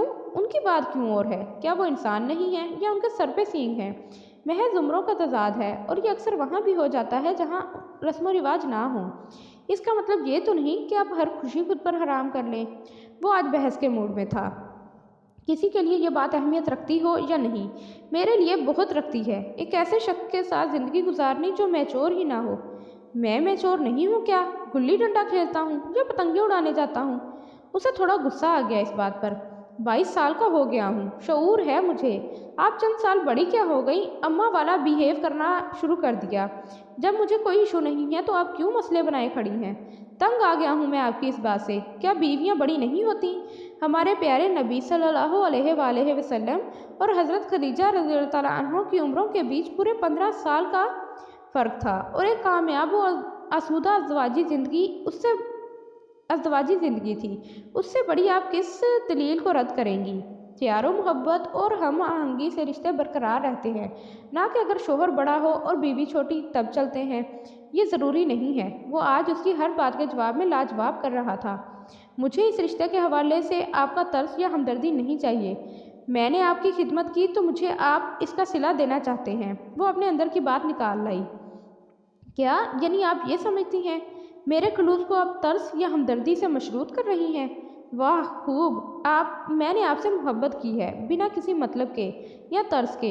मैं इसलिए आपसे मोहब्बत नहीं करता कि आपने मुझ पर एहसान किया है या मेरी खिदमत की है। आप मेरी मोहसिन ज़रूर हैं, मगर मेरी मोहब्बत और जज्बे हर गर्ज से पाक हैं। चले माना मैं मैचोर नहीं हूँ, मगर आप तो मैचोर हैं। क्या आपको फिर भी समझ नहीं आता कि बनावटी बातों और हकीकत पर मबनी बातों में क्या फ़र्क होता है? वो बहुत हर्ट हुआ था। उसे अंदाज़ा भी नहीं था वो इस तरीके से सोचती है। शाहताज चुप होकर रह गई। वो कहकर जा चुका था, अगले दिन बिल्कुल गैर मुतवक्का भाभी की आमद हुई थी। वो तो जैसे खिल उठी थी, शहरेज़ को उठाए उठाए घूम रही थी, जबकि शाहमीर कल से ही चुप था। इंतहाई सीरियस अंदाज में वो भाभी से मिला था। रात के खाने से फरागत के बाद उन्होंने उसे घेर लिया। ये हो क्या रहा है तुम दोनों के बीच? मशरिक और मगरिब बने हुए हो तुम दोनों। उसी से पूछें जिसने ये सब क्रिएट किया है। वो थोड़ा खफगी से बोली, मैं जानती हूँ कसूर तुम्हारा ही होगा। तुमने ही कोई ऐसी दिल चलाने वाली बात की होगी। उसने तो हमेशा सीज वाइर बिहेव ही अपनाया है। वो उसकी हमायत में बोली, वाह ये अच्छी कही आपने। वो बड़बड़ाई, शहताज चंदा मेरी बात सुनो। बहुत कम ज़िंदगी में लोग ऐसे आते हैं जो हमें अपनी ज़िंदगी से भी ज़्यादा अहमियत देते हैं। रिश्तों के खुलूस को परखना सीखो, वरना वक्त का चाबुक ऐसी चोट मारेगा कि बिलबिलाते हुए दर्द को सह भी ना पाओगी। अल्लाह का शुक्र अदा करो, किसकी चाह बन रही हो बल्कि किसी की नहीं। किसी की चाह बन रही हो बल्कि किसी की नहीं, अपने शोहर की। इससे बढ़कर क्या खुशकिस्मती होगी पागल लड़की। अब जाओ और जाकर मनाओ। खाना भी नहीं खाया ठीक से उसने। वो उसे समझाते हुए बोली, मैं उसे मनाऊं तो और क्या, 2-4 मेहमान आएंगे मनाने। उसके सामने सवालिया अंदाज पर वो तंज से बोली, कैसे मनाते हैं भाभी? उसकी मासूमियत पर उन्हें ज़ोर से हंसी आ गई। तो मैंने कौन सा कभी किसी को मनाया है जो मुझे पता होगा। वो परेशान हो रही थी। मनाओगी तो पता चलेगा। सॉरी, इस मामले में कोई हेल्प नहीं मिल सकती। उन्होंने साफ हाथ उठाए और वो मुंह बनाती वहाँ से चली गई। पूरा घर छानने के बाद वो लॉन में आसमान के तारे गिनता नजर आया। वो उंगलियां मरोड़ती पास आई। उसने तिरछी नज़रों से उसे देखा मगर कुछ ना बोला। कुछ देर यूं ही खड़ी रही, फिर आखिर तंग आकर उसने जल्दी से सॉरी का लफ्ज़ कह दिया। उसने हैरानगी से झटके से नज़रें उस पर जमाई थी जो नीचे सरकिए नादिम नज़र आ रही थी।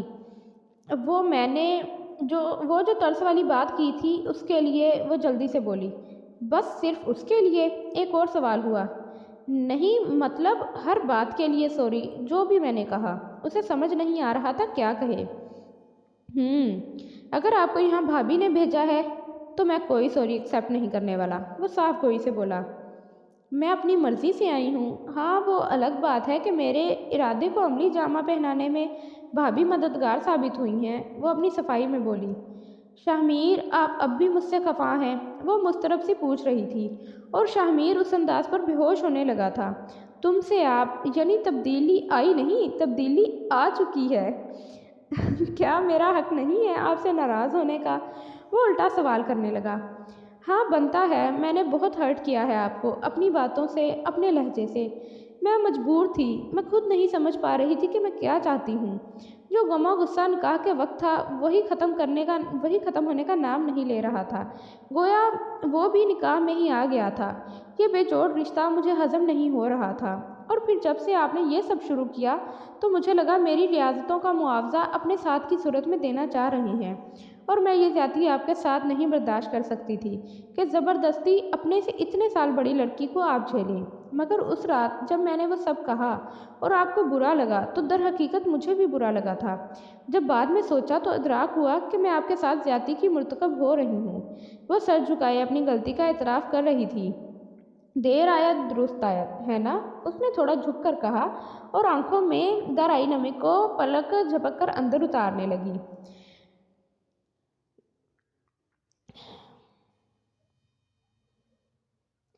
यार, पहले ही दिसंबर इतना सर्द और नम हो रहा है, आप और नमी तो ना फैलाएं। वो हंस पड़ी। हंसने के बाइस आंख का आंसू फिसल के गाल पर आ गिरा, जिसे उसने सरस से साफ कर लिया।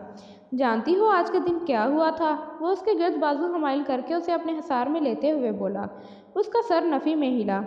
पिछले 7 साल से यह दिन हमारी ज़िंदगी में आ रहा है और मैं उसे अकेला ही सेलिब्रेट भी करता रहा हूँ। मगर आपको बिना बताए उस दिन हर साल मैं आपको गिफ्ट भी देता था और मुंह भी मीठा करवाता था, मगर बहाने से, असल मकसद बताए बिना। उसने कंधे उचकाए थे क्योंकि इसे तो पता ही ना था आज हमारी शादी की सालगिरह है। 28 दिसंबर है आज। उसकी आंखें हैरत से फैल गईं। तो फिर आज तो स्पेशल वाला गिफ्ट बनता है ना? शाहमीर की बात पे वो एकदम झींपी। कब से चांद को देख रही हैं? मेरी तरफ भी देख लें, इतना सोना नहीं है वो। उसकी खामोशी पर वो गोया हुआ। अच्छा चलें, ये भी कर लेते हैं। वो उसकी तरफ देखते हुए बोली, मगर ज़्यादा देर ना देख पाई। उसका दर गहरी बोलती आंखें हवास मख्तल कर गईं। वो फ़ौरन नज़र फेर गई। मुझे दिसंबर बहुत पसंद है। हर साल मैं इस माह का इंतज़ार करता हूँ। आपकी वजह से मेरी ज़िंदगी के बहुत ख़ास दिन इसी माह में आते हैं। वो उसका हाथ अपने पुरहिद्दत हाथ में थाम कर बोला, मुझे भी बेहद पसंद है दिसंबर, मगर अब दिसंबर के साथ नवंबर भी पसंद है। वो क्यों? शाहमीर ने पूछा। आपकी बर्थडे नहीं होती क्या? उस जवाब पर उसकी मुस्कुराहट गहरी हो गई। ठंड बढ़ रही है, अंदर चले, शाहताज ने कहा। नहीं, अभी 11 बजे हैं। अभी तो दिसंबर का चांद अपनी जौबन पर आया है। ठहर कर चलेंगे। मुझे ठंड लग रही है, अपनी खिड़की से देख लीजिएगा यह नज़ारा। वो हाथों को आपस में रगड़ते हुए बोली। अच्छा, और जब आधी आधी रात को इसी दिसंबर में बाहर लॉन में पाई जाती थी तब सर्दी नहीं लगती थी? वो तो शौक का कोई मोल नहीं कि मुसादिक आ जाती है। अब तो मुझे नींद आ रही है, सोना है मुझे। ओके चलें मादाम, चलते हैं। वो सर खम करके बोला तो उसके हमराही में उसने कदम आगे बढ़ाए। ये कहाँ जा रहे हैं आप? उसे अपने कमरे की जानिब देख कर वो गोया हुआ। अपने कमरे में, जवाब आया। अब अपना अपना नहीं, हमारा कमरा होगा। वो हमारा पर जोर देते हुआ बोला। जब तक आपका लास्ट सेमेस्टर एंड नहीं हो जाता तब तक अपना अपना चलेगा। इस वक्त के लिए tata, bye bye, good night. मुस्कुराहट उछालती वो कमरे में घुस गई। पीछे शाहमीर भी उसके ठेंगा दिखाने वाले अंदाज पर दिलकशी से मुस्कुरा दिया। बिलाशुबा सच्चे रिश्तों का कोई निर्मूल बदल नहीं होता। खाइफ तो वो भी हुआ था इस रिश्ते से। वो भी इन फरसूदा रवायात के ज़बरदस्त खिलाफ था, मगर मोहब्बत के क्यूपिड ने उसकी ज़िंदगी चमन कर दी थी। वो अल्लाह का बेहद शुक्रगुजार था कि फ़ैसला इसी वक्त गलत था, मगर वक्त ने इसे खुशकिस्मती से सही साबित कर दिया था। वगरना 2 साल की लड़की को 30 साल के मर्द और 40 साल की औरत को 5 साल के बच्चे से नथी करने का रिवाज पुराना और पुख्ता था। उसने फैसला कर लिया था, वो दोनों आने वाली नस्ल के लिए स्टैंड लेंगे और इस रवायत को हमेशा के लिए अपने ख़ानदान से निकाल बाहर करेंगे। जी, ये स्टोरी भी एंड हो गई है और स्टोरी बहुत अच्छी थी, मुख्तसर और अच्छी। मतलब फ़ालतू इसमें कोई ज़्यादा नहीं थी, डायलॉग्स वगैरह, और अच्छी लगी मुझे स्टोरी। आप भी कमेंट्स में बताइएगा कि आपको कैसी लगी और दुआओं में याद रखिएगा। अल्लाह हाफिज़।